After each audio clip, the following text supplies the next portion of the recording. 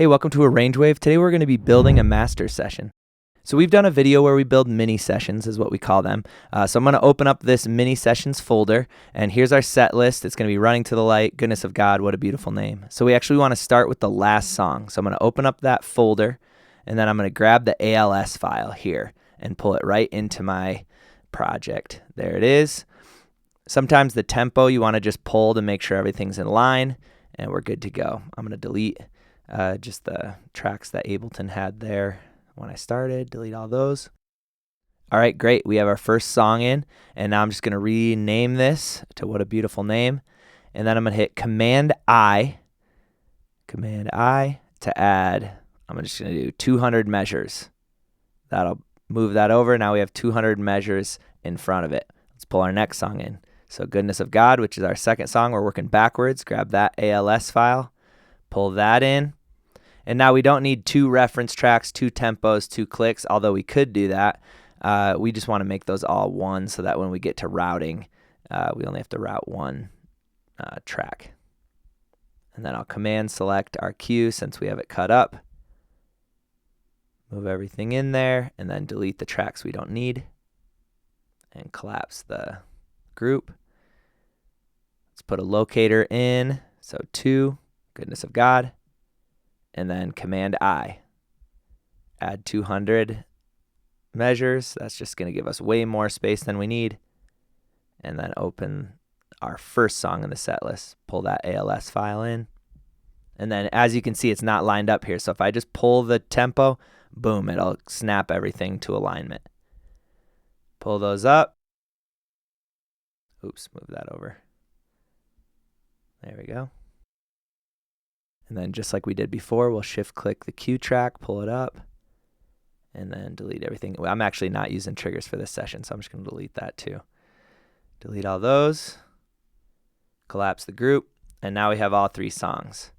So notice we have obviously way more than enough space in between these songs, so we're going to be cutting that down in just a little bit. So I'm going to find the end of this song. End, 2, 3, 4. 3, 4, and I want it to start right there, so I'm just going to shift-click there to the beginning of our song, and then Command-Shift-X will cut time. So that moved it over, snapped it into that place. Let's listen to it. End, 2, 3, 4. 4. 2, 3, 4. Intro. Perfect. 2, Now we 3, want our tracks 4. to not just cut out, and so we'll pull them out and then fade them so that it fades before the downbeat of the next song. Select the space you want to fade, Command-Option-F. End, A lot of 2, times if you 3, have 4. a song in the same key, you might want to pull those out so that that tail Intro, just goes 2, right into the intro. 3, 4. But either way, you don't want those tracks to just cut out once you made that cut. All right, let's do it for our next song. So let's go to the end here. End. And we want to kind of trash can for a little bit, keep it up. And then right about here, that's where we want to start it. So we'll shift, and I'll zoom out so we can see that. Shift, click, Command-Shift-X, snaps it over. So let's just listen to that real quick.